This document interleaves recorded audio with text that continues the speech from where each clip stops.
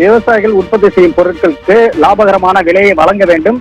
Corporate கம்பெனிகளுக்கு கடன் தள்ளுபடி செய்யும் மத்திய அரசு விவசாயிகள் வாங்கிய கடனை தள்ளுபடி செய்ய மறுக்கிறது. அதனை வலியுறுத்தியும் விவசாயிகளுக்கு வழங்கப்படும் இலவச மின்சாரத்தை நிறுத்தக்கூடாது.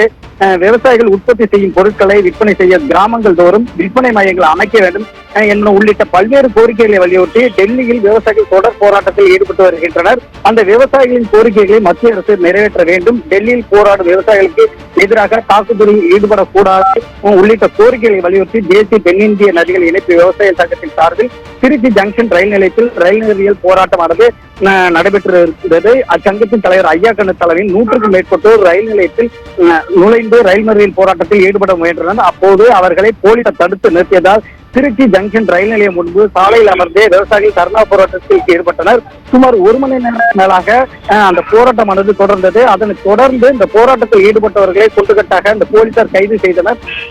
இந்த கைது செய்த விவசாயிகளை தனியார் மண்டலத்தை தற்போது அடைத்து வைத்துள்ளார்கள். இந்த போராட்டத்தால் ஜங்ஷன் ரயில் நிலையம் பகுதியில் பெரும் பரபரப்பு ஏற்பட்டுள்ளது.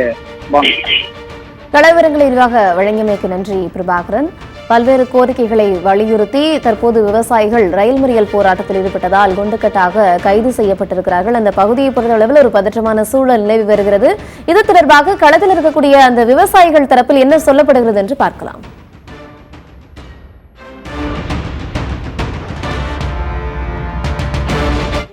ரிட்டையர்டு ஜட்ஜி தலைமையில் ஒரு கமிட்டியை போட்டாங்க. அந்த கமிட்டி போன 22ஆம் தேதி ஒரு அறிக்கையை கொடுத்துருக்கு உச்சநீதிமன்றத்திலையும் மத்திய சர்க்கார்கிட்டையும். அது என்ன சொல்லியிருக்குன்னா, விவசாயிக்கு லாபகரமான விலையை கொடுக்கணும், எம்எஸ்பி மினிமம் சப்போர்ட் பிரைஸ். அதே போல விவசாயி வாங்கிய கடனை பூரா தள்ளுபடி பண்ணணும் அப்படின்னு 2வது ரிப்போர்ட்டு. 3வது ரிப்போர்ட்டு, இந்த இன்சூரன்ஸ் எல்லாம் தனியார்கிட்ட இருக்கக்கூடாது, அரசாங்கமே நடத்தினா தான் விவசாயிக்கு பணம் போகணும்னு சொல்லிடுச்சு. 4வது, ஃப்ரீ எலக்ட்ரிசிட்டி தொடர்ந்து இருக்கணும். கலைஞர் கொடுத்த அந்த இலவச மின்சாரத்தை மத்திய சர்க்கார் இப்போ எடுக்கிறதுக்கு ஒரு சட்டம் போட்டுருக்கு, அந்த சட்டத்தை செல்லாவது ஆக்கணும். 5வது, ஒவ்வொரு கிராமங்களையும் விவசாய விளைபொருளுக்கு அங்காடி வைக்கணும் அப்படின்னு சொல்லியிருக்கு. மத்திய சர்க்கார் கொடுத்து இன்னைக்கு 20-25 நாள் ஆக போது கண்டுக்கவே மாட்டேங்குது. மத்திய சர்க்கார் கண்டுக்கலைங்கிறதுக்காக டெல்லியில் போராடுற விவசாயிகளை கண்டிப்பு குண்டை விட்டு அடித்து அங்கே கிடைக்கிறாப்புல.